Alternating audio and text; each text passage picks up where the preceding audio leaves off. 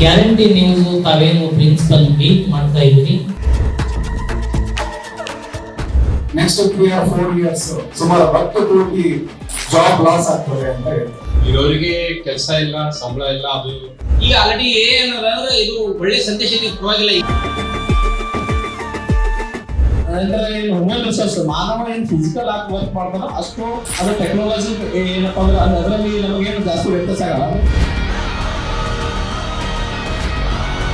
ಇದರಲ್ಲಿ ಯಾವ ರೀತಿ ವಿದ್ಯಾರ್ಥಿಗಳು ಉದ್ಯೋಗದಾತರಾಗಬೇಕು? Without technology, we can't compete with other countries. ಕೃತಕವಾದಂತ ಬುದ್ಧಿಮತ್ತೆಯನ್ನ ನಾವು ಕಂಡುಹಿಡಿದಿದ್ದೀವಿ. ವರ್ಲ್ಡ್ ವೈಡ್ 40% ಜಾಬ್ ಲಾಸ್ ಆಗ್ತದೆ ನೆಕ್ಸ್ಟ್ 5 years ಅಲ್ಲಿ.